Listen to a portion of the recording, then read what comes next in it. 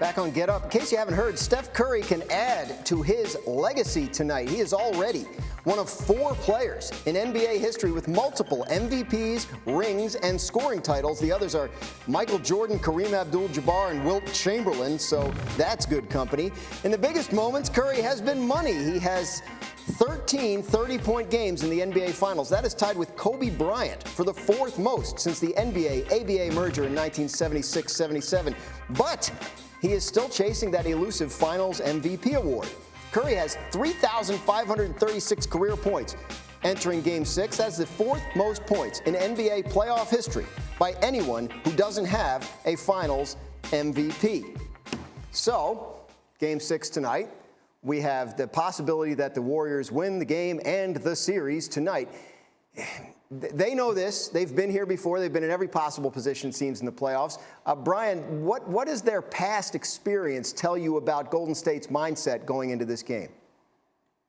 Well, look, they have an incredibly decorated last decade, especially the core players on this team. But the mark that is on their record that will never be erased is when they lost the 3-1 lead to the Cavs in 2016. I'm sure every time they see the numbers 3 and 1 together, a little shiver goes up their spine. So they get a victory in this game tonight. They don't have to hear about any of that. This goes back to Game 7. Then you start thinking, like, there's no way they could blow 2 leads in the finals in their history. And I'm telling you, you do not want that on your mind going into that situation. So I definitely think the Warriors are motivated to avoid even having to worry about that going into a potential Game 7 on Sunday. If they do win it tonight, if they use that motivation, they finish him off tonight, Vince, what does that mean? What if they win tonight and he's the MVP, which I would imagine he would be if he has a big game and they win tonight, what does that mean for Curry's legacy for you? I mean, I think it'll mean everything to him. I still think his legacy is solidified. It just opens that next elite door for Steph Curry that a lot of us can't talk about or don't know about. I mean, there's just a few people when he opens that next door, there only will be a few people in that room. So I think what the MVP does for him is, yes, he has that, his shelf is complete, but he gets the key, that special key to go to the next room that we all have no clue where that door is. So for him, it's winning the championship is a great accomplishment, and I think it's a great accomplishment for their team after what they've been through the last couple of years. But for Steph alone, I mean, let's just be clear. We can say, oh, he wants to win a championship. He wants that MVP, and you can see how he's come out and played in these finals, and you will see that tonight. Our viewers may have noticed Domonique Foxworth joining in for this basketball discussion. Not just a random decision.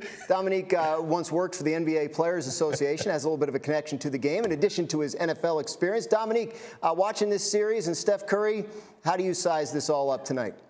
First of all, Dan, you ain't got to explain to the people why I'm here. I'm here because I want to be here. I love basketball just like the rest of y'all.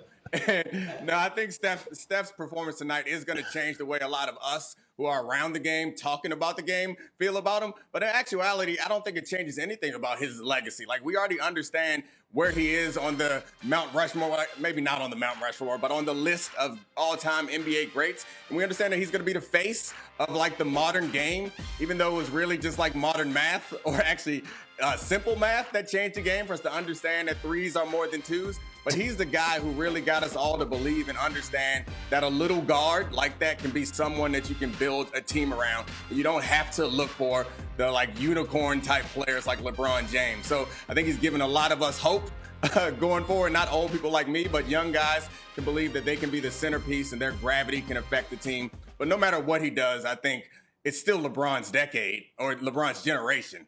That's just the way it's going to be. There's no game that he can have that's going to have us look back on these past 20 years and think that it was more about Steph than LeBron. Fair enough, but he deserves to be in that conversation. Absolutely. He deserves to be in that conversation. And the reason why I said Steph has stretched the game, and I mean stretched the game is with the shooting. Yeah, before him, there were guys shooting it, not as consistent, but he stretched the game where you see more guys shooting from distance, with a nice percentage to add to that. And the way you guard defenses, coming in as a young pup, we were taught to run to the to the paint first and build your way out. Now you're seeing run to the top of the three-point line and build your way out because of guys like Steph, like Trae Young, like Dame Lillard. So I think he's continued to stretch the game, and he deserves to be in that conversation. Not saying that he's better than LeBron in this era, but he deserves to be in the conversation when you talk about it. Wendy, when you win a title, you don't care whether it's home or on the road, but what do you think it would mean if Steph wins tonight in Boston? Well, he declared himself yesterday the petty king. If he takes the Bill Russell Trophy in Boston and raises it tonight, that'll be true. That would be the ultimate in pettiness. We're going to continue to talk about Game 6.